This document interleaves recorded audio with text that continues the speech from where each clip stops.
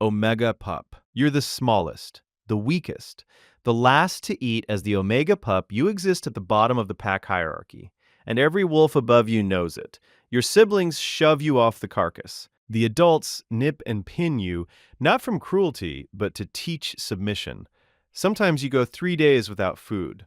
Adult wolves consume up to 9 kilograms of meat in a single sitting. Your portion comes last, scraps, gristle, whatever the others choose to leave. But your role matters more than you realize. The Omega absorbs the pack's aggression, diffuses tension, and keeps the family from tearing itself apart. You are the social pressure valve. When biologists remove an Omega from a pack, the entire structure collapses within weeks. Fights break out, hunts fail. The hierarchy unravels. You may eat last and bleed first, but the wolves who tower over you cannot survive without you. That is the strange power of the lowest rank. Juvenile. You're 3 months old and the world just got bigger. As a juvenile, you've left the den for the first time and everything is a lesson. You weigh around 7 kilograms now, but you'll grow 10 times that within a year. The pack has stopped feeding you regurgitated meat. You're expected to chew, to chase, to learn. Older wolves drag bone fragments toward you, then snatch them away, training your reflexes. You stalk butterflies, ambush leaves, pounce on your siblings. Every game is rehearsal for the kill. You make mistakes constantly. You bark at shadows. You wander too far, and a yearling drags you back by the scruff. The pack tolerates this because juveniles are protected by every adult, no exceptions. Mortality at this stage is brutal anyway. Roughly 40% of wolf pups never reach their first birthday. Disease, starvation, and predators take the rest. You don't know it yet, but your survival depends on every clumsy pounce you practice today. Yearling. You're 1 year old, you're not a pup anymore, but you're not an adult either. As a yearling, you exist in the awkward middle, big enough to hunt but too inexperienced to lead.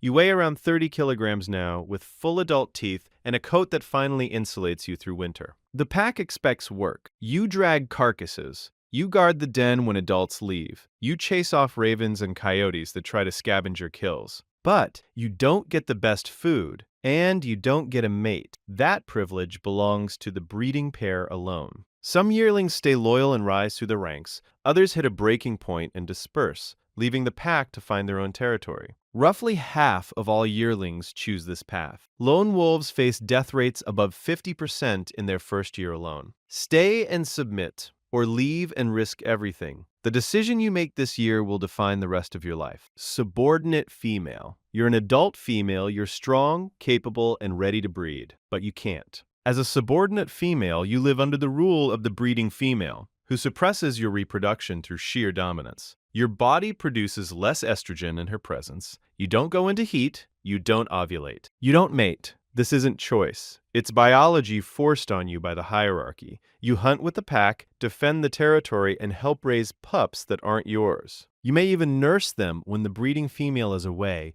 your milk triggered by hormonal changes from being near the litter. Your loyalty is total because your survival depends on it. A lone female wolf without a pack rarely lasts a single winter. Some subordinates wait years for a chance to rise. Others slip away during dispersal season, joining a lone male and starting a new pack of their own. Your moment will come, or it won't. Either way, you wait. Subordinate male. You're built to lead, but you're not allowed to. As a subordinate male, you carry the size, strength, and instincts of a breeding wolf. You weigh up to 50 kilograms. You can run 60 kilometers per hour. You can take down an elk twice your size. But the breeding male watches every move you make. If you posture too aggressively, he pins you. If you approach a female in heat, he drives you off, sometimes drawing blood. The pack's stability depends on your submission. You compensate through hunting. Subordinate males often become the pack's most lethal predators, taking down moose, bison, and elk to prove their value. Your kill rate matters because it earns you food, status, and tolerance. But the day will come when you challenge the breeding male directly, or you leave forever. Most pack takeovers end in death. The deposed alpha is usually killed or driven into exile. Your strength is your asset and your curse. Use it wrong,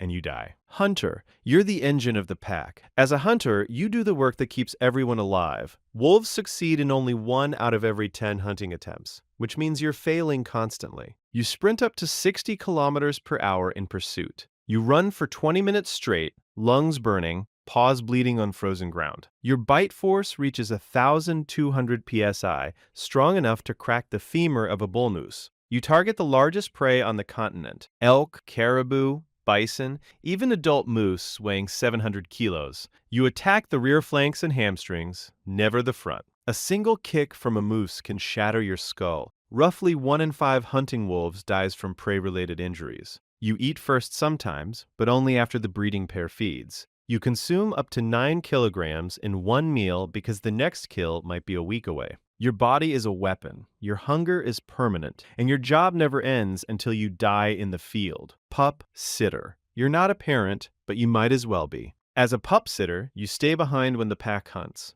guarding the den and entertaining a litter of squirming, biting, climbing pups. This role usually falls to yearlings or subordinate females. The breeding female trusts you with her offspring, which is the highest compliment a wolf can give. You let pups crawl over your back, bite your ears, and tug on your tail. You teach them play fighting, the foundation of every hunting skill they'll ever need. When danger approaches, you stand between the threat and the den. Bears, mountain lions, and rival wolves all target wolf pups. Pup sitters have died defending litters from grizzlies twice their size. You're also the one who regurgitates food when hunters return. Pups lick your muzzle to trigger the response, and you give up your share willingly. You don't carry the bloodline, but the next generation of this pack survives because of you. Sentinel. You don't sleep when the pack sleeps. As a sentinel, you stand guard while the rest of the pack rests, watching the perimeter for rival wolves, bears, or human intruders. Wolves rotate this duty, but some individuals take it more often than others. Your senses are the pack's early warning system. You can hear a footstep in the snow from over a kilometer away. You can smell another wolf's scent mark from 2 kilometers downwind.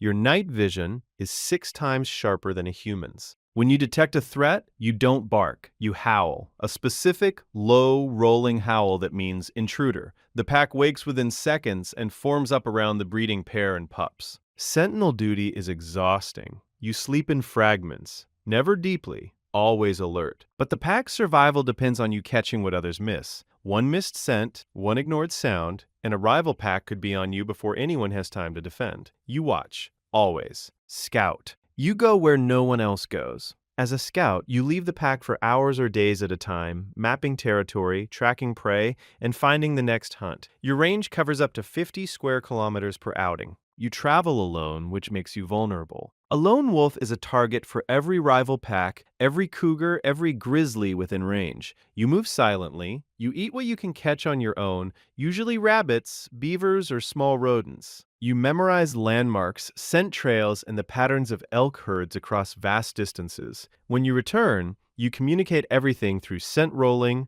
body posture, and direction of movement. The pack reads you like a map. A successful scout can lead the pack to a fresh elk herd 30 kilometers away within hours. A bad scout wastes the pack's energy and gets wolves killed. Your role is invisible to most observers, but you are the reason the pack eats tomorrow. You are the pack's eyes beyond the horizon.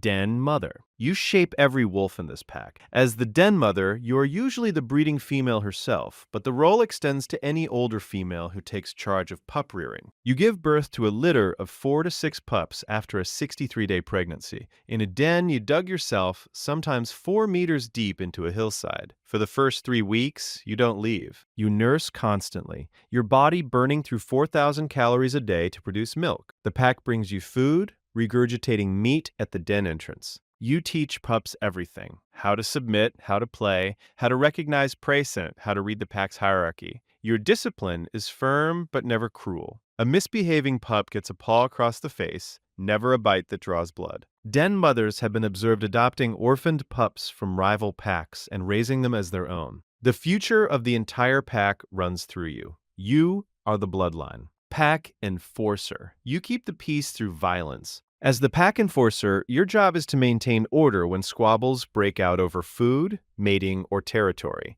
You're usually a high-ranking subordinate male, the the second or third strongest wolf in the pack. The breeding male can't intervene in every dispute, so you do it for him. When two yearlings fight over a kill, you separate them with a snap. When a subordinate male postures too close to a female in heat, you pin him. Your bites rarely break skin. The point is dominance, not damage. But when a real challenge arises, you're the first responder. Rival wolves who cross into your territory face you before they ever see the breeding pair. You've fought intruders to the death and dragged their bodies past the den as a warning. The pack tolerates your aggression because it serves the family. Without you, every meal becomes a battlefield. You are the law that keeps the pack from eating itself alive. Breeding pair. Alpha. You sit at the top of everything. As the breeding pair, often called the alphas, you are the only wolves in the pack permitted to mate. Your bond is monogamous and usually lasts for life. Together, you produce every pup the pack will raise. Your decisions dictate where the pack travels,